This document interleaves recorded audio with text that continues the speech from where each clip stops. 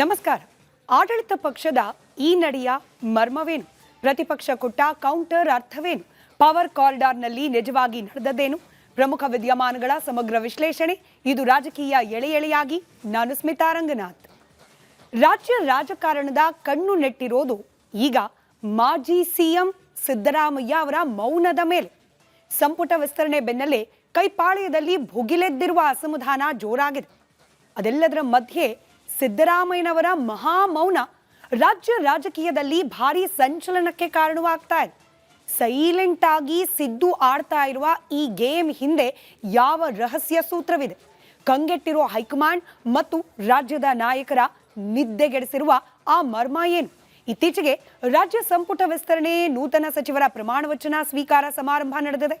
ಆಗ ಬಳಿಕ ಕೈಪಾಳ್ಯದಲ್ಲಿ ಎಲ್ಲವೂ ಸರಿ ಇಲ್ವಾ ಅನ್ನೋ ಚರ್ಚೆ ಕೇಳಿ ಬರ್ತಾ ಇದೆ. ಸಿಎಂ ಡಿ.ಕೆ. ಶಿವಕುಮಾರ್ ದಿಢೀರ್ ದೆಹಲಿಗೆ ಹೊರಟು ನಿಂತಿದ್ದು ಯಾಕೆ ಅನ್ನೋದ್ರ ಬಗ್ಗೆ ನೋಡೋಣ ಎಳೆ ಎಳೆಯಾಗಿ.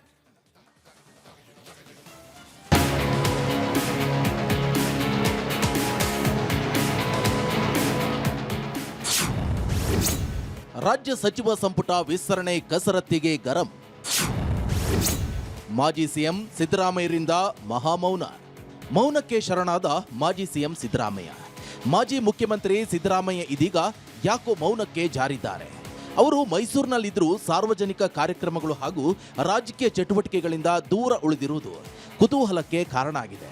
ರಾಜ್ಯ ಸಂಪುಟ ವಿಸ್ತರಣೆ ಮತ್ತು ನೂತನ ಸಚಿವರ ಪ್ರಮಾಣ ವಚನ ಸ್ವೀಕಾರ ಸಮಾರಂಭದ ಬಳಿಕ ಕೈಪಾಳ್ಯದಲ್ಲಿ ಎಲ್ಲವೂ ಕೂಡ ಸರಿ ಇಲ್ಲವಾ ಎನ್ನುವಂಥ ಚರ್ಚೆ ಕೇಳಿ ಬರ್ತಾ ಇದೆ. ಆದರೆ ಇದೆಲ್ಲದರ ನಡುವೆ ಎಲ್ಲರ ಹುಬ್ಬೇರಿಸಿರುವ ಮುಖ್ಯ ಸಂಗತಿ ಎಂದರೆ ಮಾಜಿ ಸಿಎಂ ಸಿದ್ದರಾಮಯ್ಯ ಅವರ ಅಚ್ಚರಿಯ ಮೌನ.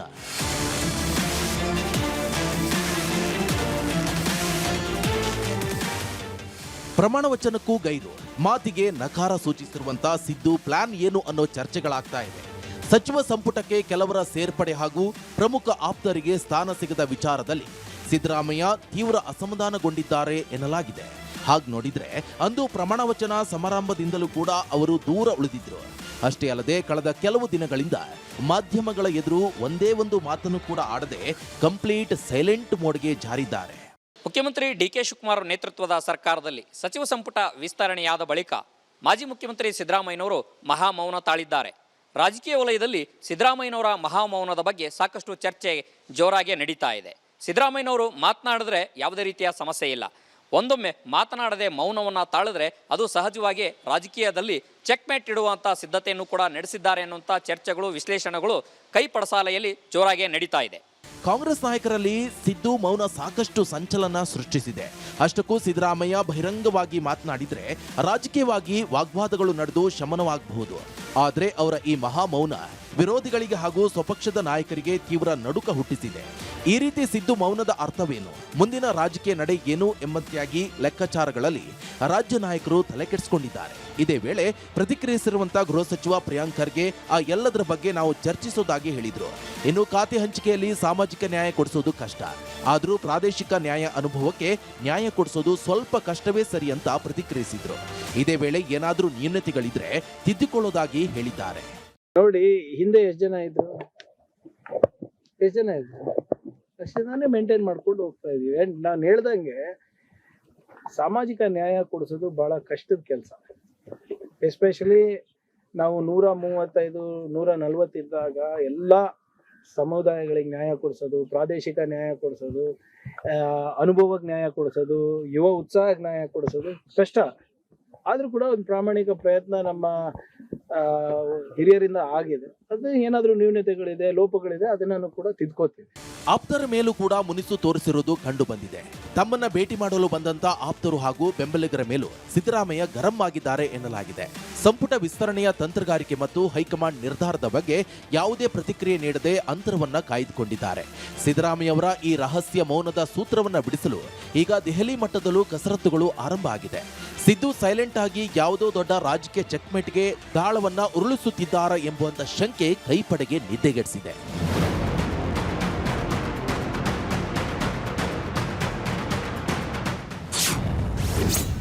ಸಿದ್ದು ಮಹಾಮೌನ. ಸಿದ್ದು ಮಹಾಮೌನದ ಹಿಂದಿನ ತಂತ್ರ ಏನು ಅನ್ನೋದರ ಬಗ್ಗೆ ನೋಡೋದಾದ್ರೆ ರಾಜ್ಯ ಸಚಿವ ಸಂಪುಟ ವಿಸ್ತರಣೆ ಕಸರತ್ತಿಗೆ ಗರಂ ಆಗಿದ್ದಾರಾ ಅನ್ನೋ ಚರ್ಚೆ ಕೇಳಿ ಬರ್ತಾ ಇದೆ. ಮಾಜಿ ಸಿಎಂ ಸಿದ್ದರಾಮಯ್ಯರಿಂದ ಮಹಾಮೌನ ಯಾಕೆ? ಸಿದ್ದರಾಮಯ್ಯ ಮಹಾಮೌನದ ಬಗ್ಗೆ ಭಾರೀ ಚರ್ಚೆಗಳು ಆಗ್ತಾ ಇವೆ. ಇನ್ನು ಮಾಜಿ ಸಿಎಂ ಸೈಲೆಂಟ್ ಗೇಮ್ ಲೆಕ್ಕಾಚಾರ ಏನು ಅನ್ನೋದರ ಬಗ್ಗೆ ರಾಜ್ಯ ನಾಯಕರು ಕಂಗಾಲಾಗಿದ್ದಾರೆ. ಸಿದ್ದರಾಮಯ್ಯ ಸೈಲೆಂಟ್ ಸೂತ್ರ ಬಿಡಿಸಲು ಕಸರತ್ತು ನಡೆಸಿದ್ದಾರೋ ಎನ್ನೋ ಮಾತು ಕೇಳಿ ಬರ್ತಾ ಇದೆ. ಯಾಕಂದ್ರೆ ಸಿದ್ದರಾಮಯ್ಯ ಮಾತನಾಡಿದ್ರೆ ಯಾವುದೇ ಸಮಸ್ಯೆ ಇಲ್ಲ ಅನ್ನೋ ಲೆಕ್ಕಾಚಾರ ಇದೆ.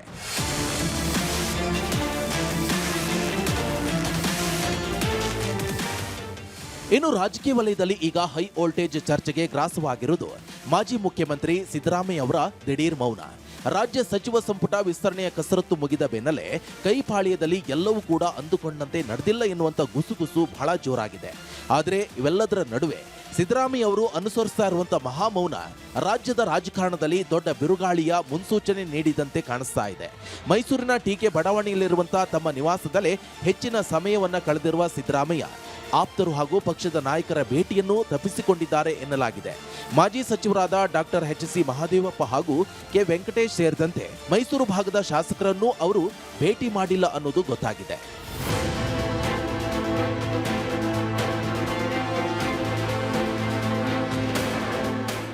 ರಾಜ್ಯದಲ್ಲಿ ನಡೆದ ಬಹು ನಿರೀಕ್ಷಿತ ಸಚಿವ ಸಂಪುಟ ವಿಸ್ತರಣೆಯು ಕಾಂಗ್ರೆಸ್ ಪಕ್ಷದೊಳಗೆ ತೀವ್ರ ರಾಜಕೀಯ ಕದನಕ್ಕೆ ಕಾರಣ ಆಗಿದೆ. ಸಚಿವ ಸ್ಥಾನ ವಂಚಿತರಾದ ಆಕಾಂಕ್ಷಿಗಳು ಹಾಗೂ ಕೆಲವು ಹಿರಿಯ ಶಾಸಕರ ಅಸಮಾಧಾನ ಸ್ಫೋಟಗೊಂಡಿದೆ. ಈ ಬೆಳವಣಿಗೆಗಳು ಪಕ್ಷದ ಆಂತರಿಕ ಭಿನ್ನಮತವನ್ನ ಬಹಿರಂಗಪಡಿಸಿದ್ದು ಹೈಕಮಾಂಡ್ಗೆ ದೊಡ್ಡ ತಲೆನೋವಾಗಿ ಪರಿಣಮಿಸಿದೆ. ಸಿದ್ದರಾಮಯ್ಯ ಅವರ ಈ ಮೌನ ಹಾಗೂ ರಾಜಕೀಯ ಚಟುವಟಿಕೆಗಳಿಂದ ದೂರ ಉಳಿದಿರುವ ನಡೆ ರಾಜಕೀಯ ವಲಯದಲ್ಲಿ ಹಲವು ಚರ್ಚೆಗಳಿಗೆ ಕಾರಣ ಆಗಿದೆ.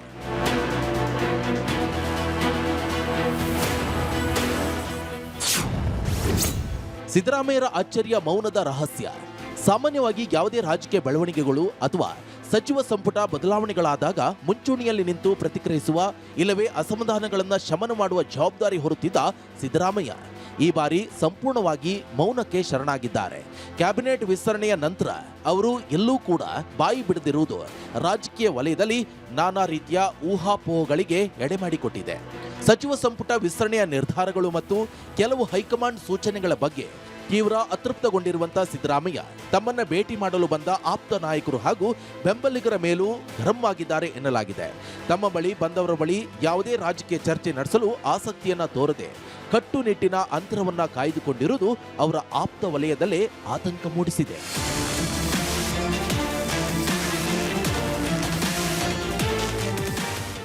ಸಿದ್ದರಾಮಯ್ಯ ಮಾತನಾಡಿ ತಮ್ಮ ಅಸಮಾಧಾನವನ್ನ ಹೊರಹಾಕಿದ್ರೆ ಪಕ್ಷದ ಮಟ್ಟದಲ್ಲಿ ಅದನ್ನ ಸರಿಪಡಿಸಲು ಒಂದು ಅವಕಾಶ ಇರ್ತಾ ಇತ್ತು.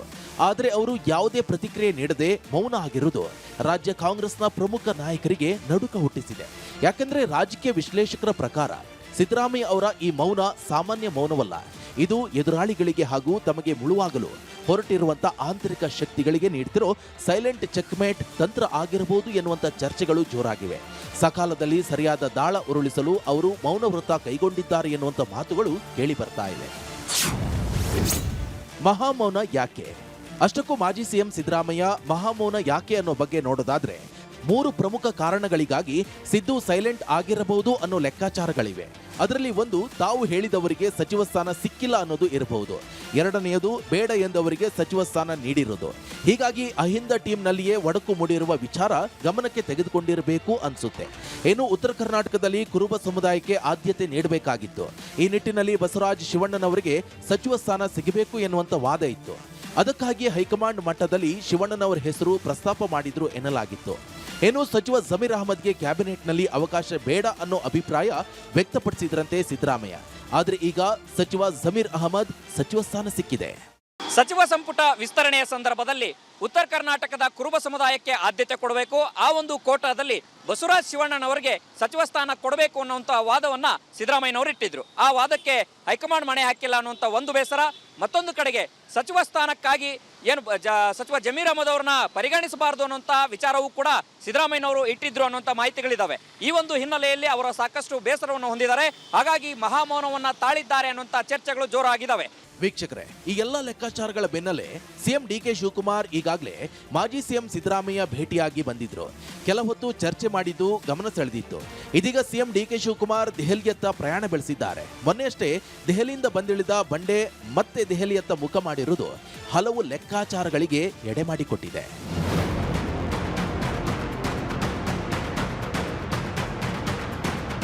ರಾಜಕಾರಣದಲ್ಲಿ ನಾಯಕರು ಮಾತನಾಡಿದ್ರೆ ಅಲ್ಲಿಗೆ ವಿವಾದ ಮುಗಿಯಿತು ಎನ್ನುವಂತ ಭಾವನೆ ಇರುತ್ತೆ.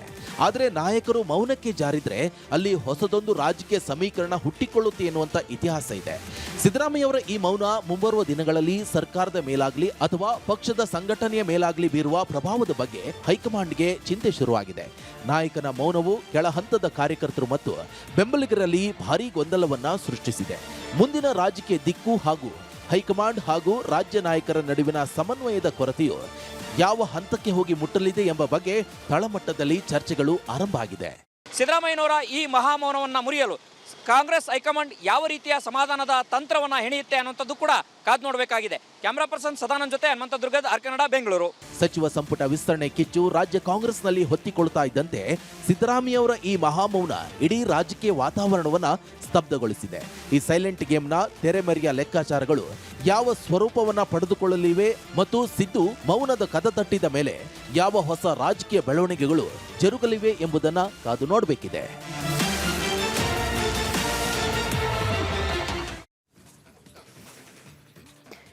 ರಾಜ್ಯ ರಾಜಕಾರಣದಲ್ಲಿ ಈಗ ಎಲ್ಲರ ಚಿತ್ತ ಮಾಜಿ ಸಿಎಂ ಸಿದ್ದರಾಮಯ್ಯ ಅವರ ಈ ದಿಢೀರ್ ಮೌನದ ಮೇಲೆ ಇದೆ. ಸಚಿವ ಸಂಪುಟ ವಿಸ್ತರಣೆ ಬಳಿಕ ಸಿದ್ಧವಾಗಿರುವ ರಾಜಕೀಯ ಸನ್ನಿವೇಶಗಳು ಕಾಂಗ್ರೆಸ್ ಪಾಳ್ಯದಲ್ಲಿ ದೊಡ್ಡ ಬಿರುಗಾಳಿಯ ಮುನ್ಸೂಚನೆ ನೀಡಿದೆ. ಇದೇ ವೇಳೆ ಸಿದ್ದರಾಮಯ್ಯ ಅವರ ಸೈಲೆಂಟ್ ಪಕ್ಷ ನಂಬಿಕೊಂಡಿರೋ ಅಹಿಂದ ಮತ ಬ್ಯಾಂಕ್ ಮೇಲೆ ಯಾವ ರೀತಿ ಪ್ರಭಾವ ಬೀರುತ್ತೆ, ಆಂತರಿಕ ಭಿನ್ನಮತ ಮತ್ತು ಬಂಡಾಯದ ತಳಮಳಗಳು ಯಾವ ಹಂತಕ್ಕೆ ಹೋಗಿ ಮುಟ್ಟುತ್ತೆ, ಈ ಬಗ್ಗೆ ಮಾಹಿತಿ ನೋಡೋಣ ಎಳೆ ಎಳೆಯಾಗಿ.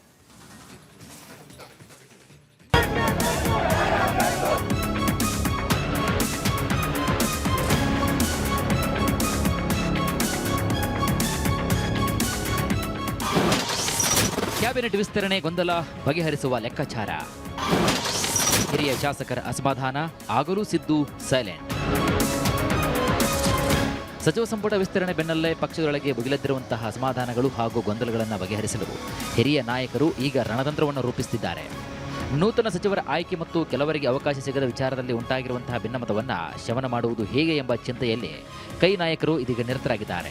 ಈಗಾಗಲೇ ಕೆಲ ಹಿರಿಯ ಶಾಸಕರು ತಮಗೆ ಸಚಿವ ಸಂಪುಟದಲ್ಲಿ ಸ್ಥಾನ ಸಿಗಲಿಲ್ಲ ಅಂತ ರಾಜೀನಾಮೆ ನೀಡುವುದಾಗಿ ಘೋಷಣೆ ಮಾಡಿದರು.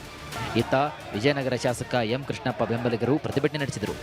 ಆಗಲೂ ಕೂಡ ಮಾಜಿ ಸಿಎಂ ಸಿದ್ದರಾಮಯ್ಯ ಸೈಲೆಂಟ್ ಆಗಿದ್ದರು.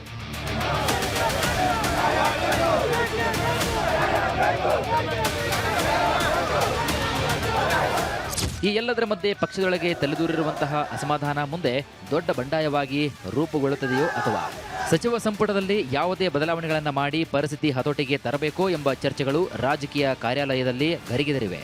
ಆಂತರಿಕ ವಿರೋಧವನ್ನು ತಡೆಯಲು ಯಾವ ಸೂತ್ರವನ್ನು ಅನುಸರಿಸಬೇಕು ಎಂಬ ಲೆಕ್ಕಾಚಾರ ನಡೀತಾ ಇದೆ. ಒಂದು ವೇಳೆ ಸಂಪುಟದಲ್ಲಿ ಏನಾದರೂ ಬದಲಾವಣೆಗಳೇ ಮಾಡುವುದಾದರೆ ಸಚಿವ ಜಮೀರ್ ಅಹಮದ್ ಅವರ ಸ್ಥಾನದ ಬಗ್ಗೆ ತೆರೆಮರೆಯಲ್ಲಿ ಗುಸುಗುಸು ಆರಂಭವಾಗಿದೆ. ಅಲ್ಪಸಂಖ್ಯಾತ ಕೋಟಾ ಮತ್ತು ರಾಜಕೀಯ ಸಮೀಕರಣಗಳ ಹೆಸರಿನಲ್ಲಿ ಜಮೀರ್ ಅಹಮದ್ ಅವರ ಬದಲಾವಣೆ ಕುರಿತು ಪಕ್ಷದ ಕೆಲವೊಂದಿಷ್ಟು ವಲಯಗಳಲ್ಲಿ ಚರ್ಚೆಗಳು ಕೂಡ ನಡೆಯುತ್ತಿವೆ ಅಂತ ಹೇಳಲಾಗಿದೆ.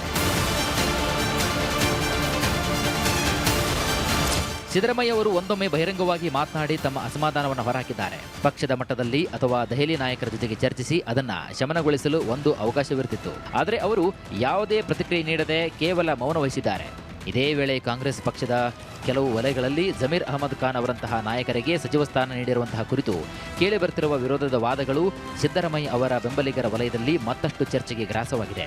ಜಮೀರ್ ಅಹಮದ್ ಅವರನ್ನ ಕೇವಲ ಅಲ್ಪಸಂಖ್ಯಾತ ಸಮುದಾಯದ ಏಕೈಕ ಪ್ರತಿನಿಧಿ ಅಂತ ಬಿಂಬಿಸಿ ಸಚಿವ ಸ್ಥಾನ ನೀಡಿರುವುದನ್ನು ಕೆಲವರು ಪ್ರಶ್ನೆ ಮಾಡ್ತಿದ್ದಾರೆ. ಮುಸ್ಲಿಂ ಸಮುದಾಯವು ಯಾವುದೇ ನಿರ್ದಿಷ್ಟ ವ್ಯಕ್ತಿಗಾಗಿ ಅಲ್ಲದೆ ದೀರ್ಘಕಾಲದಿಂದಲೂ ಕೂಡ ಕಾಂಗ್ರೆಸ್ ಪಕ್ಷದ ಪರವಾಗಿ ಭದ್ರವಾದ ವೋಟ್ ಬ್ಯಾಂಕ್ ಆಗಿ ನಿಷ್ಠೆಯಿಂದ ಬೆಂಬಲಿಸಿಕೊಂಡು ಬಂದಿದೆ ಎಂಬುದು ಈ ವಾದದ ಮುಖ್ಯ ತಿರುಳಾಗಿದೆ.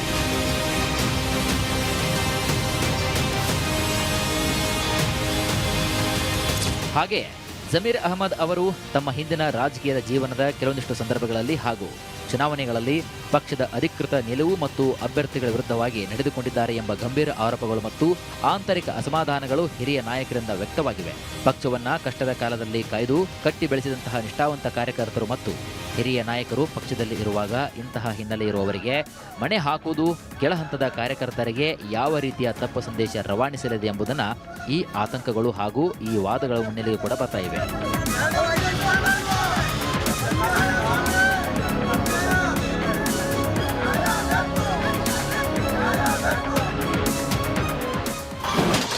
ಮುನಿಸಿಗೆ ಮದ್ದು ನೋಡಿ, ಮುನಿಸಿಗೆ ಯಾವ ರೀತಿ ಮದ್ದು ಅರಿಯುತ್ತಾರೆ ಅನ್ನೋದ್ರ ಬಗ್ಗೆ ನೋಡೋದಾದ್ರೆ ಮಹಿಳಾ ಕೋಟಾ ಮತ್ತು ಸಿದ್ದು ಮುನಿಸು ತಣಿಸುವ ತಂತ್ರ ಅನುಸರಿಸುವ ಸಾಧ್ಯತೆ ಇದೆ ಅಂತ ಎನ್ನಲಾಗ್ತಾ ಇದೆ.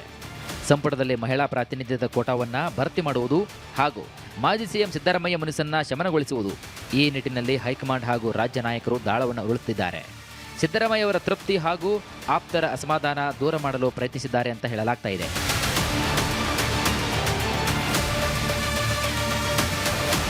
ಸಚಿವ ಸಂಪುಟ ವಿಸ್ತರಣೆ ಹಾಗೂ ನೂತನ ಸಚಿವರ ಆಯ್ಕೆ ಪ್ರಕ್ರಿಯೆಯು ಕಾಂಗ್ರೆಸ್ ಪಕ್ಷದೊಳಗಿನ ಭಿನ್ನಮತ ಬಹಿರಂಗಪಡಿಸಿದೆ.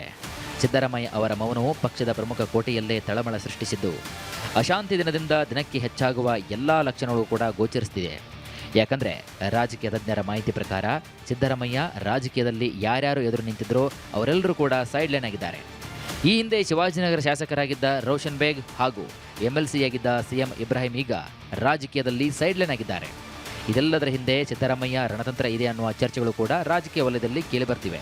ಪ್ರಸ್ತುತ ರಾಜ್ಯ ರಾಜಕೀಯದಲ್ಲಿ ನಡೀತಾ ಇರುವಂತಹ ಬೆಳವಣಿಗೆಗಳು ಮುಂದಿನ ದಿನಗಳಲ್ಲಿ ಯಾವ ರೀತಿಯ ಬದಲಾವಣೆಗೆ ಸಾಕ್ಷಿಯಾಗುತ್ತೋ ಅನ್ನೋ ಕುತೂಹಲ ಕೂಡ ಕೆರಳಿದೆ.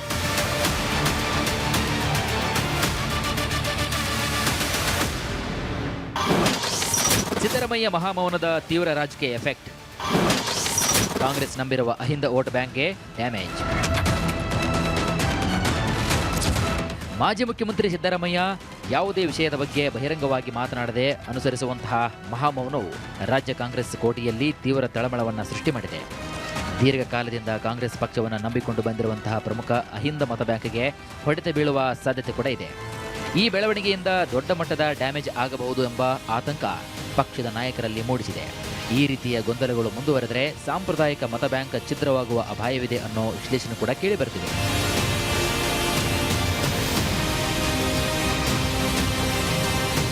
ಅಲ್ಲದೆ ಸಿದ್ದರಾಮಯ್ಯ ಅವರನ್ನ ಬೆಂಬಲಿಸುವ ಹಿರಿಯ ಶಾಸಕರು ಮತ್ತು ಆಪ್ತರು ಬಹಿರಂಗವಾಗಿ ಅಸಮಾಧಾನ ಹೊರಹಾಕುವ ಸಾಧ್ಯತೆಗಳಿವೆ. ಇದು ಜಿಲ್ಲಾ ಮಟ್ಟದಲ್ಲಿ ಬಣ ಬಡಿದಾಟಗಳು ತೀವ್ರಗೊಳ್ಳುವ ದಾರಿ ಮಾಡಿಕೊಡಬಹುದು. ನಾಯಕತ್ವದಲ್ಲಿ ಆಂತರಿಕ ಭಿನ್ನಮತ ಒಂದು ಹಂತ ಮೀರಿ ಬೆಳೆದರೆ ಅದನ್ನು ಕಂಟ್ರೋಲ್ ಮಾಡುವುದು ಹೈಕಮಾಂಡ್ಗೂ ಕೂಡ ಕಷ್ಟಕರವಾಗಲಿದೆ. ಕೆಳಹಂತದ ಕಾರ್ಯಕರ್ತರಲ್ಲಿ ಮೂಡಲಿರುವಂತಹ ಗೊಂದಲಗಳು ಸರ್ಕಾರದ ಆಡಳಿತದ ಮೇಲೂ ಕೂಡ ಪರಿಣಾಮ ಬೀಳಲಿವೆ.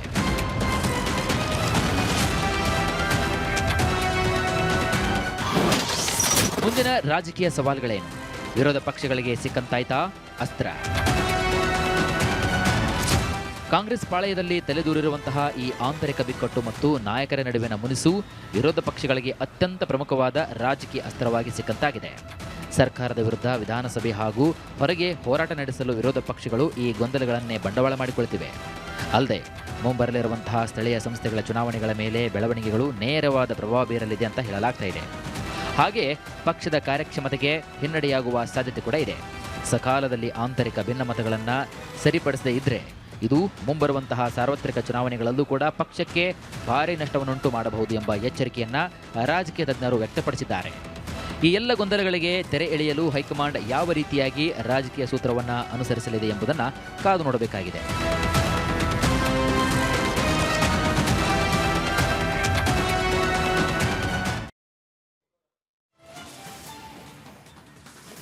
ಮತ್ತಷ್ಟು ಡೀಟೇಲ್ಸ್ನೊಂದಿಗೆ ನನ್ನ ಕಲೀಗ್ ವೀರೇಂದ್ರ ಉಪ್ಪುಂದ ನೇರ ಸಂಪರ್ಕದಲ್ಲಿದ್ದಾರೆ. ವೀರೇಂದ್ರ, ಆಕ್ಟಿವ್ ಆಗಿರುವ ಸಿದ್ದರಾಮಯ್ಯ ಅಂತಂದ್ರೆ ಸದಾ ಒಂದಲ್ಲ ಒಂದು ರಾಜಕೀಯ ಚಟುವಟಿಕೆಯಲ್ಲಿ ನಿರತವಾಗಿರುವ ಸಿದ್ದರಾಮಯ್ಯನವರಿಗಿಂತ ಮೌನವಾಗಿರುವ ಸಿದ್ದರಾಮಯ್ಯನವರು ಡೇಂಜರ್ ಅನ್ನೋದನ್ನ ಅನೇಕ ರಾಜಕೀಯ ವಿಶ್ಲೇಷಕರು, ಹಿರಿಯ ಪತ್ರಕರ್ತರು ಮಾತನಾಡಿದ್ದನ್ನ ನಾವು ನೀವು ಕೇಳಿದ್ದೀವಿ ಕೂಡ. ಬಹುಶಃ ಈಗಲೂ ಕೂಡ ಅಂಥದ್ದೇ ಲೆಕ್ಕಾಚಾರಗಳು ಮಾಡುವ ಸಂದರ್ಭ ಬಂದಿದೆಯಾ ಅಂತ? ಸ್ಮಿತಾ, ನೀವು ಹೇಳಿದಾಗೆ ಸಿದ್ದರಾಮಯ್ಯನವರ ಮೌನ ಹಾಗೂ ರಾಜಕೀಯ ಚಟುವಟಿಕೆಗಳಿಂದ ದೂರ ಉಳಿದ್ರ ಬಗ್ಗೆ ಹಲವಾರು ರಾಜಕೀಯ ವಿಶ್ಲೇಷಕರು ವಿಶ್ಲೇಷಣೆ ಮಾಡಿದ್ದಾರೆ. ಅಂದರೆ ನಾನು ಅದಕ್ಕೊಂದು ಉದಾಹರಣೆ ಕೊಡ್ತೀನಿ. ದಿ ಬೆಸ್ಟ್ ಎಕ್ಸಾಂಪಲ್, ಇದಕ್ಕಿಂತ ಬೇರೆ ಎಕ್ಸಾಂಪಲ್ ಇಲ್ಲ. ಯಾಕಂದರೆ ಅವರು ಇತ್ತೀಚಿನ ವರ್ಷಗಳಲ್ಲಿ ಈ ರೀತಿ ಹಿಂದೆ ಯಾವಾಗ ಮೌನವಾಗಿದ್ದರು ಮತ್ತು ರಾಜಕೀಯ ಚಟುವಟಿಕೆಗಳಿಂದ ದೂರ ಉಳಿದಿದ್ರು ಅನ್ನೋದನ್ನು ನೀವು ಒಂದು ಸತಿ ರಿಕಾಲ್ ಮಾಡಿಬಿಟ್ರೆ ಸಿದ್ದರಾಮಯ್ಯನವರ ದಾಳ ಎಷ್ಟು ಸ್ಟ್ರಾಂಗ್ ಆಗಿರುತ್ತೆ ಅನ್ನೋದು ಗೊತ್ತಾಗುತ್ತೆ. ನೋಡಿ, KPCC ಅಧ್ಯಕ್ಷರಾಗಿ DK ಶಿವಕುಮಾರ್ ಅವರು ಆಗಿನ್ನೂ 1 ವರ್ಷ ಆಗಿತ್ತಷ್ಟೇ. ಅವರು KPCCಯಿಂದ 2023ರ ವಿಧಾನಸಭಾ ಚುನಾವಣೆಗೆ ಒಂದು ಪ್ರಚಾರ ಕಾರ್ಯವನ್ನು ಆರಂಭ ಮಾಡೋದಿತ್ತು ಅಧಿಕೃತವಾಗಿ. ಎಲ್ಲಿ ಅಂದರೆ ಕುರುಡುಮಲೆ ಗಣಪತಿ ದೇವಸ್ಥಾನ ಇದೆಯಲ್ಲ, ಅಲ್ಲಿಗೆ ಹೋಗ್ಬಿಟ್ಟು ಅಲ್ಲಿಂದ ಶುರು ಮಾಡೋದು ಅಂತ ಪ್ಲಾನ್. ಅದಕ್ಕೂ ಮೊದಲೇನಾಗುತ್ತೆ, ಮೈಸೂರಲ್ಲಿ ಮೈಸೂರು ಮಹಾನಗರ ಪಾಲಿಕೆ ಚುನಾವಣೆ ನಡೆಯುತ್ತೆ ಸ್ಮಿತಾ. ಆ ಚುನಾವಣೆಯಲ್ಲಿ ಇವತ್ತು ಯಾವ ತನ್ವೀರ್ ಸೇಠ್ ಅವರು ನನಗೆ ಸಚಿವ ಸ್ಥಾನ ಸಿಕ್ಕಿಲ್ಲ ಅಂತ ಹೇಳಿ ನೀವು ನೋಡಿದ್ರಲ್ಲ ಮೊನ್ನೆ ಎಲ್ಲ ಮೈಸೂರಲ್ಲಿ ಏನೇನಾಯಿತು ಅಂತ, ಅದೇ ತನ್ವೀರ್ ಸೇಠ್ ಅವರಿಗೆ ನೇತೃತ್ವ ಕೊಟ್ಟಿರ್ತಾರಲ್ಲಿ, ಜವಾಬ್ದಾರಿ ಕೊಟ್ಟಿರ್ತಾರೆ ಇದೇ DK ಶಿವಕುಮಾರ್ ಅವರು. ಅಲ್ಲಿ ಏನು ಮಾಡ್ತಾರೆ ಅಂದರೆ JDS ಜೊತೆ ಹೊಂದಾಣಿಕೆ ಮಾಡಿಕೊಂಡು ಮೈಸೂರು ಮೇಯರ್ ಪಟ್ಟವನ್ನು JDS ಬಿಟ್ಕೊಟ್ಬಿಡ್ತಾರೆ. ಇದು ಸಿದ್ದರಾಮಯ್ಯನವ್ರ ಗಮನಕ್ಕೆ ಬರೋದಿಲ್ಲ. ಆ ಕ್ಷಣ ಯಾವತ್ತು JDSಗೆ ಮೇಯರ್ ಸ್ಥಾನವನ್ನು ಬಿಟ್ಕೊಟ್ರು ಅಂತ ಗೊತ್ತಾಯಿತು, ಸಿದ್ದರಾಮಯ್ಯನವ್ರು ಘೋಷಣೆ ಮಾಡ್ತಾರೆ, ನಾನು ಯಾವುದೇ ಪಕ್ಷದ ರಾಜಕೀಯ ಚಟುವಟಿಕೆಗಳಿಗೆ ಬರೋದಿಲ್ಲ ಅಂಥೇಳಿ. ಇದೇ ಸದಾಶಿವನಗರದಲ್ಲಿ ಏನು ನೀವು ಶಿವಾನಂದ ಸರ್ಕಲ್ ಅವರ ಸರ್ಕಾರಿ ನಿವಾಸ ಇದೆಯಲ್ಲ, ಅಲ್ಲಿ ಮೌನವಾಗಿ ಕೂತ್ಬಿಡ್ತಾರೆ. 1 ದಿನ ಆಗುತ್ತೆ, 2 ದಿನ ಆಗುತ್ತೆ, 3 ದಿನ ಆಗುತ್ತೆ, ಹೊರಗೆ ಬರೋದಿಲ್ಲ ಸಿದ್ದರಾಮಯ್ಯನವರು. ಒಂದೇ ಒಂದು ಸ್ಟೇಟ್ಮೆಂಟ್ ಇಲ್ಲ, ಯಾವುದೇ ಕಾರ್ಯಕ್ರಮದಲ್ಲಿ ಭಾಗವಹಿಸೋದಿಲ್ಲ, ಮೀಡಿಯಾಗೆ ಒಂದು ಹೇಳಿಕೆ ಕೊಡೋದಿಲ್ಲ. ಎಲ್ಲಿಗೆ? ಹೈಕಮಾಂಡಿಗೆ ಹೋಗುತ್ತೆ ವಿಷಯ. ಹೈಕಮಾಂಡ್ ಒಬ್ಬರು AICC ಅಬ್ಸರ್ವರ್ನ ಕಳಿಸ್ತಾರೆ. ಯಾರು? ಮಧು ಯಾಷ್ಕಿ ಗೌಡ್ ಅಂಥೇಳಿ ಅವ್ರನ್ನ AICC ಅಬ್ಸರ್ವರ್ ಆಗಿ ಕರ್ನಾಟಕ ಕಳಿಸ್ತಾರೆ. ಅವ್ರು ಬರ್ತಾರೆ ಸಿದ್ದರಾಮಯ್ಯನವ್ರ ಮನೆಗೆ. ಅವ್ರು ಬಂದು ಸ್ವತಃ KC ವೇಣುಗೋಪಾಲ್ ಫೋನಲ್ಲಿ ಮಾತಾಡಿ, ನಾನು ಇಂಥವ್ರನ್ನ ಕಳಿಸಿದ್ದೀನಿ, ನಿಮ್ದೇನಿದೆ ಎಲ್ಲ ಹೇಳ್ಕೊಳ್ಳಿ ಅಂದಾಗ, ಆಗ ಸಿದ್ದರಾಮಯ್ಯನವ್ರ ಅರ್ಥ ಹೇಳ್ತಾರೆ, ನೋಡಿ ನನ್ನ ಜಿಲ್ಲೆ ನನ್ನ ಗಮನಕ್ಕೆ ಬಾರದ ಹಾಗೆ ಮೇಯರ್ ಸ್ಥಾನವನ್ನು JDSಗೆ ಬಿಟ್ಕೊಟ್ಟಿದ್ದಾರೆ, ನಾವಲ್ಲಿ ಫೈಟ್ ಮಾಡ್ತಿರೋದೇ JDS ಜೊತೆ, ಕೂಡಲೇ ಆಕ್ಷನ್ ಆಗಬೇಕು ಅಂತಾರೆ. ಕೂಡಲೇ ಮಧು ಯಾಷ್ಕಿ ಗೌಡ್ ಅವರು ಅಲ್ಲೆಲ್ಲ ಹೋಗ್ತಾರೆ, ಮೈಸೂರಿಗೆ ಹೋಗ್ತಾರೆ, ತನ್ವೀರ್ ಸೇಠ್ ಅವ್ರು ಮಾತಾಡ್ತಾರೆ, ಯಾರೆಲ್ಲ ಇದರಲ್ಲಿ ಭಾಗಿಯಾಗಿದ್ರು ಅಲ್ಲಿ ನೋಡ್ತಾರೆ. ತನ್ವೀರ್ ಸೇಠ್ ಅವ್ರಿಗೆ ಶೋಕಾಸ್ ನೋಟಿಸ್ ಇಶ್ಯೂ ಆಗುತ್ತೆ ಸ್ಮಿತಾ. ಅವತ್ತು ಯಾವ ತನ್ವೀರ್ ಸೇಠ್ ಅವರು ಇವತ್ತು ಸಚಿವ ಸ್ಥಾನ ಕಳ್ಕೊಂಡಿದ್ದೇನೆ ಅಂತ ಹೇಳ್ತಿದ್ದಾರಲ್ಲ, ಅವ್ರಿಗೆ ಅವತ್ತೇ ಏನಾಗಿತ್ತು, ನೋಟಿಸ್ ಇಶ್ಯೂ ಆಗಿತ್ತು, ಶೋಕಾಸ್ ನೋಟಿಸ್. ನೋಡಿ ಅವತ್ತಿಗೂ ಇವತ್ತಿಗೂ ಹೇಗೆ ನಿಮಗೆ ಹೋಲಿಕೆ ಕಾಣುತ್ತೆ ಅಂಥೇಳಿ.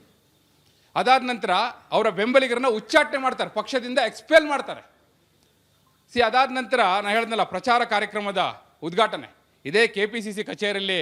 ಕಡೆಗೆ ಇಷ್ಟೆಲ್ಲ ಆದಮೇಲೆ, ಆ್ಯಕ್ಷನ್ ಆದಮೇಲೆ ಸಿದ್ದರಾಮಯ್ಯನವರು ಸಮಾಧಾನ ಆದಮೇಲೆ ಬರ್ತಾರೆ, KPCC ಕಚೇರಿಗೆ ಎಂಟ್ರಿ ಕೊಡ್ತಾರೆ. DK ಶಿವಕುಮಾರ್ ಅವರು ಬಹಳ ಅಂದರೆ ಒಂದು ಹಂಬಲ್ನೆಸ್ನ ತೋರಿಸ್ತಾರೆ, ಅವರ ಕಾಲು ಮುಟ್ಟಿ ನಮಸ್ಕಾರ ಮಾಡ್ತಾರೆ. ಇದು ನಡೆದಂಥ ಘಟನಾವಳಿ. ನಾನು ಏನು ಹೇಳ್ತಾ ಇದ್ದೀನಿಲ್ಲ, ಇದು ನಡೆದಂಥ ಘಟನಾವಳಿ, ನಾವು ಲೈವ್ ರಿಪೋರ್ಟಿಂಗ್ ಮಾಡಿದಂಥ ಘಟನಾವಳಿಗಳು. ಅಂದರೆ ಸಿದ್ದರಾಮಯ್ಯನವರು ಮಾತನಾಡೋದಕ್ಕಿಂತ, ರಾಜಕೀಯ ಚಟುವಟಿಕೆಗಳಲ್ಲಿ ಆಕ್ಟಿವ್ ಆಗಿರೋದಕ್ಕಿಂತ ಮೌನವಾಗಿದ್ದರೆ ಎಂಥ ರಿಸಲ್ಟ್ ಬರುತ್ತೆ ಅನ್ನೋದಕ್ಕೆ ಅವತ್ತಿನ ಈ ಘಟನೆ ಸಾಕ್ಷಿ. ಅವತ್ತು ಇಂಥದ್ದೇ ಮೌನವನ್ನು ಅವ್ರು ತಾಳಿದ್ರು ಅಂತ ಹೇಳಿ.